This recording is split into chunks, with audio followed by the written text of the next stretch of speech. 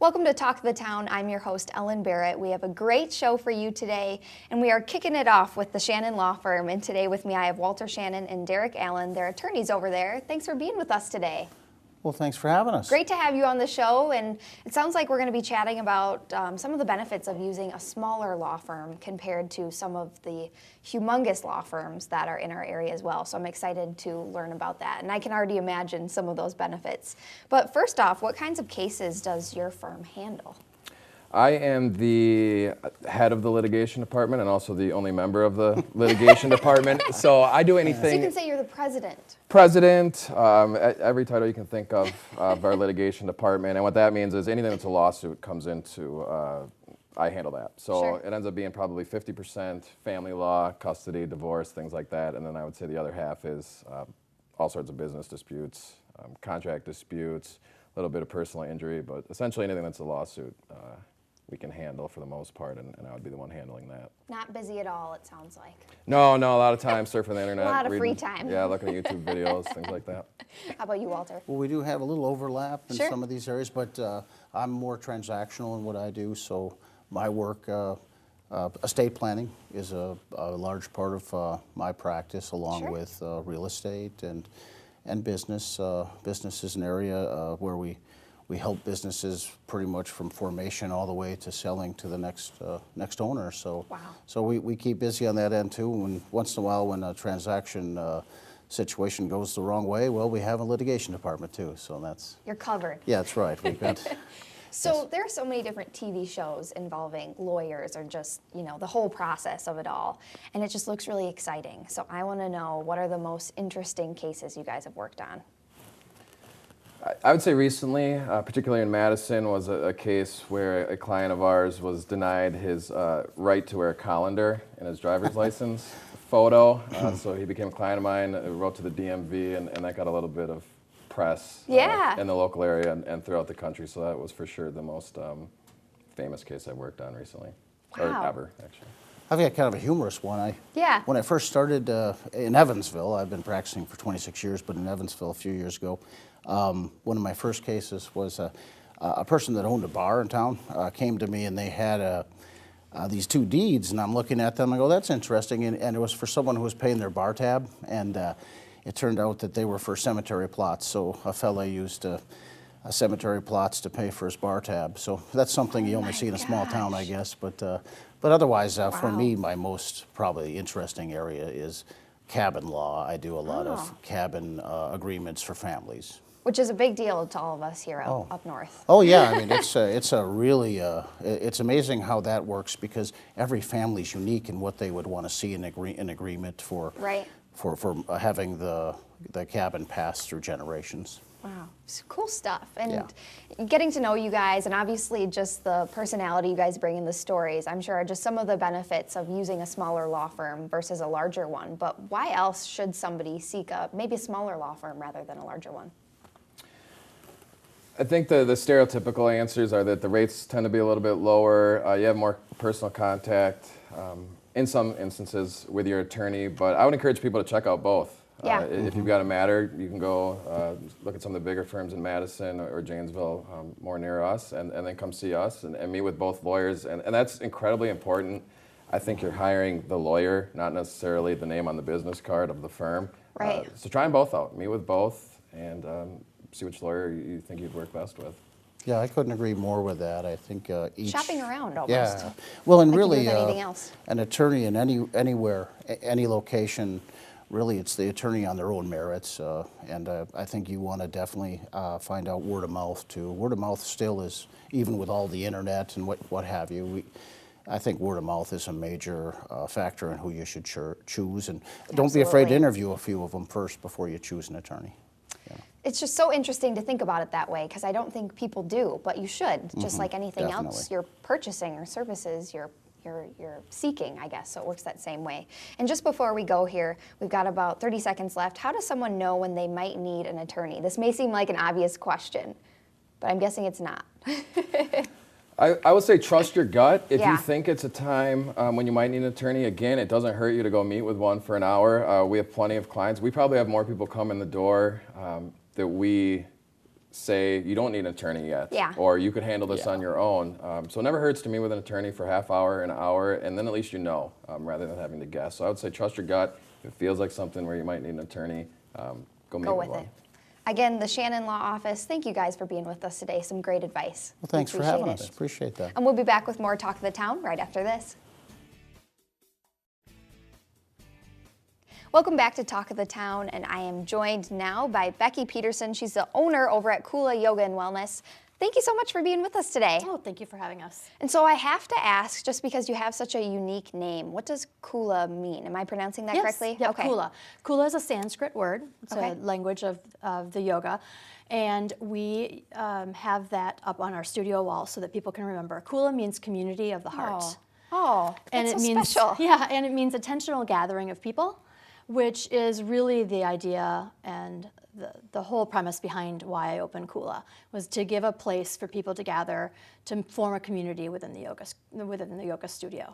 And personally, when you're doing yoga too, a big part of it is you're supposed to set an intention within yourself, right? Right, correct. Oh, right. so it kind of has all of these different meanings and coming together and doing Exactly. that as a group. Yeah, and it's up on the walls of both the studios, and so that people can remember what it means and the definition and everything, and hopefully that helps them guide their intention when they're there to practice. So that leads me to my next question. You guys have multiple locations.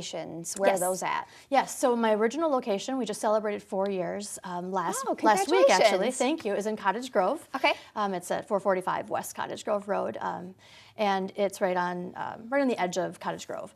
And so it's about 20 minutes from downtown Madison. Not far. That's No, not far at all. It isn't. People think that it's way out in the Yeah. middle of nowhere, and it's really a very easy drive. Yeah. And my second location, which just celebrated 2 years, opened 2 years last month, opened on Monroe Street. It's right across the street from Trader Joe's in that area, just about a block up from Camp Randall. I love that street. Yeah, it's fantastic. So many different cute places. Yes. And I've never been to the Cottage Grove location though, so I'll have to check that out. Yes, And see what it's all absolutely. about. Please do. So I know you guys do all of the traditional floor yoga classes, Mm-hmm. but you guys do other sorts of classes as well, correct? Yes, correct. So Okay. yes, we have all the whole range of floor classes. Yeah. And we rate them by intensity.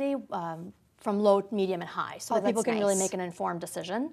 But also beyond that, we have classes that mix fitness and cardio into the mix. So we have a yoga fusion class. I love that. We also have yoga bar. So like the ballet bar classes, that's a mixture of yoga, Pilates, cardio, dance elements. Sure. But our big niche and the reason that I really wanted to set ourselves apart in the yoga world is we offer aerial yoga, specifically Unada aerial yoga. Okay.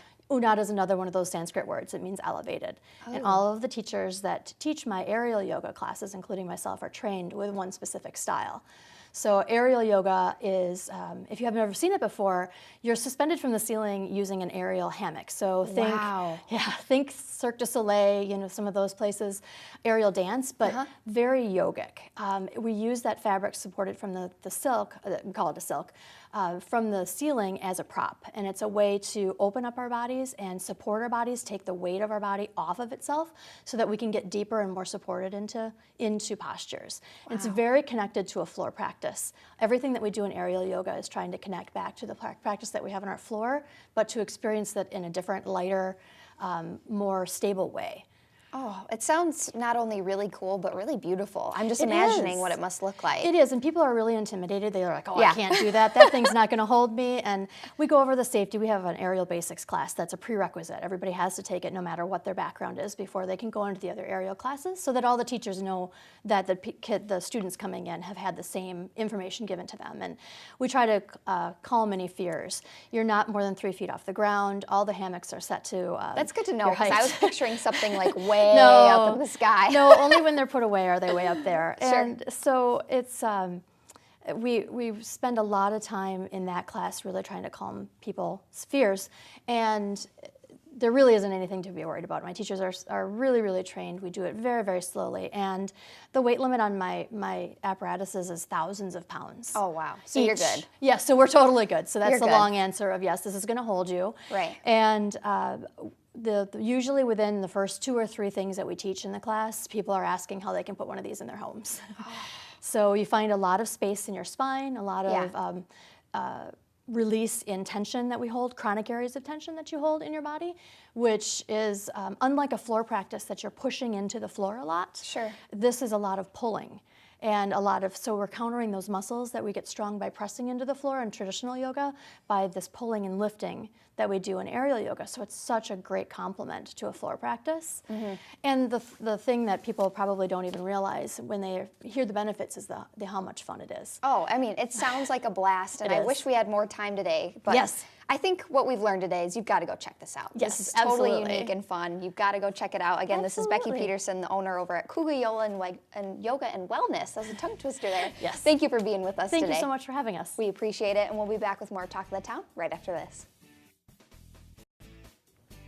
Welcome back to Talk of the Town, and with me now I have Max Chorlton, and he's the VP of Business Development over at Tweety Productions. Thank you bet. so much for being here today. Thanks for having us. I appreciate it. And so you guys obviously handle video production, which is just a huge category and so many different things that I'm sure you guys cover. So what sort of work does Tweety Productions do? Well, we work with all sorts of different businesses and such throughout the area. Sure. We mostly produce video content that's for a business or professional use, and that could be a lot of website-based video these days. But we help people throughout the entire production process, and that oftentimes starts with helping them develop their idea and hopefully writing a script, and then going out on location to perhaps shoot some video at their location or conducting interviews either at their location or in our studio, and then the video editing to put everything together with graphics and music to make a really compelling, engaging story. It's interesting because I think when people see the final product, you don't think about what all the different steps that probably went into making that, which is incredible, and you guys handle all of that. You bet, yes. Awesome. There's a lot of things that go into it that goes on behind the scenes. You Oh, bet. for sure. And I know you mentioned TV commercials, obviously, but I know you mentioned some other video production as well. So what other types of video content do you guys Sure. create? TV commercials, people are pretty familiar with Yeah. those, and a lot of website videos these days. But we do a lot of testimonial videos where we interview somebody about having a positive experience with a company. We do product videos where somebody shows how a new product works or how to better use an existing product. We do a lot of videos that people show at events for maybe a national conference or a trade show or a fundraising event that they put on. So lots of different fun stuff. So kind of going off of that, you mentioned some different industries that you work with, and I guess I want to know more about who you work with and if you guys specialize in any way.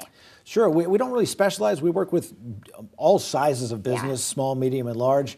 We do most of our work with the business community, but we also work with schools, major universities like the University of Wisconsin, but also we've done a lot of work for the technical colleges throughout the state of Wisconsin. We work with government agencies or departments in the state of Wisconsin, so that's been nice to help them get their message out. For sure. We also work with nonprofits and community groups and other trade organizations that might represent an entire group of businesses or industries. Wow, so a little bit of everything, it sounds like. We try to cover it all. So I want to know what your advice would be to maybe a business owner who has an idea, and that's always the hardest part when you have an idea in your head and trying to get it to be an actual vision or a production, in this case, a video. So what would your advice to them be? Sure, great question. Oftentimes, video is, of course, a visual medium, so I'm always trying to encourage people to go to our online video portfolio or to even YouTube to look for ideas. One, it helps them get ideas, but it also, when they come to our site, it helps them, in our portfolio, it helps them see the quality of our work. But in addition to that, there's much more to video, creating a video, than just having a nice looking video. You want to be able to tell a story to engage the viewer, so they're going to stay tuned and want to see what's happening and know more. So then hopefully they will engage with your company or your organization or your nonprofit or whatever it is. That's great that you guys offer all of that content so people can kind of page through and see, I like this, maybe you want to do something like this or not like this. I would think that's really helpful in that It is, and it process. also helps them, like I said, not only see the quality of our work, but also can sometimes spur some ideas on their end then when they see something they really like. So what are some trends right now in the video industry, or what's new and on the horizon? Sure, video is constantly changing. I've been in the business for 20 some years, and the two biggest things that really are changing in recent times are how we record video and how people watch that video. When I started years ago in video, we shot on huge, thick 3/4 inch tapes that were bigger than a standard Bible. They were huge. And nowadays, we just record digital video files directly into a hard drive on the camera. Right. Also, how people watch video. YouTube is obviously very popular, but it wasn't that long ago that I would hand somebody a DVD and say, here's your finished video product. I don't really do that much anymore. It's always uploading to a website for people or sending them a file or putting it on YouTube. So that's two big changes that are still going on. And like you said, big changes, and it's hard to imagine how, the world will always continue to develop, and it'll be interesting to see what changes for the future. And before we go here, we've only got about 30 seconds, but I want to know what some of your favorite projects are. Sure. A really neat project we did years ago is called In the Red Zone, the History of Camp Randall. And as you can tell by the title, we did a long history about Camp Randall Stadium, not only Badger football, but its history as a camp, a military camp, even a POW camp during the Civil War. So really a lot of Badger football history and Wisconsin history. Oh, have to check that one out for sure. And again, this is Mac Charlton. He's the VP of Business Development over at Tweety Productions. Thanks for being with us today. Thank you. We appreciate it, and we'll be back with more Talk of the Town right after this. Welcome back to Talk of the Town, and with me now I have Jeff Bohl, and he's the managing partner over at Modern Woodmen of America Fraternal Financial. Thanks for being with us today. My pleasure. Thanks for having me. And we're going to talk about some different financial things and financial advice, really. And the first big one I have is life insurance really necessary? Yeah, so a big portion of what I do, obviously, and a part of that whole giant financial picture. So everyone, I like to call it the financial pie that everyone has. You just try to apportion things properly with risk management, savings, retirement planning, and then eventually when someone is retired, how to turn that accumulated asset into an income stream, into consistent income in retirement so they can enjoy the kind of lifestyle they're accustomed to, things like that. So life insurance is kind of the base that, though it's never been more affordable, less people have it than ever before. Yeah. So it's this weird paradox that it's getting cheaper, yet less and less people have it. So I think we always call it the foundation of financial planning often, especially for young families, people that have accumulated a lot of debt. It's just a very important piece of that pie we often think is neglected. So who needs life insurance? We say most people generally do. A lot of people carry a lot of high debt. I was responsible right out of college for a large amount of college debt, of course, as many of us can make that statement. Guilty. Yeah, of course, right? Not uncommon at all. Oftentimes, young families are going to be extremely important because when a primary wage earner, something were to happen, if a tragedy were to occur, oftentimes the statistics are very ugly in that situation, that oftentimes those families where the primary wage earner would go, be it the wife, husband, however that may run in that household, oftentimes they would struggle to pay the bills within a few weeks. So it's just become, it's crucial in a lot of situations, and it can be used for a lot of different things, be it sometimes it's estate equalization. Large estates, trying to figure out, perhaps it's inheriting a family business, a family farm. How do you apportion it so your children are all equally compensated? It provides guarantees for things like that. So, right. Which I'm sure if you are going through a tragedy like that or a difficult time in your life, the last thing you want to be worrying about is that kind of step. And so it's good to have it all planned out, I'm sure. Yes, absolutely. It's obviously not the part of the job that we look forward to, delivering a large sum of money, but we realize that it's often a very, very important part of our job. Absolutely. Now, I know you mentioned retirement planning as well, and so I want to talk about what is the right time to start planning for your retirement, because I think it's one of those things like out of sight, out of mind, and people don't start to think about it, and so they're like, well, I might need this soon. Yeah. I mean, we have a lot of cautionary tales that you have someone that maybe hasn't had a plan and they know they want to retire, but they're kind of maybe in their low 60s at that point, and they think retirement age is just something that you're entitled to, but there's never an early enough time to start. I always say, my saying is time is your best friend when it comes to investments, because just the longer an asset sits, the longer it has time to accumulate. So that's kind of where I sit on that. The earlier you can get into it, the better. I had a wonderful conversation last night with just a 24-year-old who was really worried about, am I doing everything the right way? And just he was doing a wonderful job of 8% into his company's 401k. He had 10% in an employee stock plan. Wow. Just doing a wonderful job at a young age, and I was very impressed with the young man. So that's impressive. There's a lot of good stories out there too. Yeah, not always the sadder ones. So the earlier someone gets on, though, just the better off they're going to be when that retirement age comes, when they've accumulated those assets and they're ready to once again figure out how to turn them into an income stream. Obviously, that's a great story that you told just there, and probably one of the many ways that you guys help people. And so what are the other ways you guys help people out? You know, my favorite part of the job is just sitting down with people, be it, family, individual businesses, however that is, and sit down and just really try to talk over what their financial goals are, and then figuring out kind of what the best thing to do with what the assets they have, best places to put things, and then once again managing that with that portion that's risk management.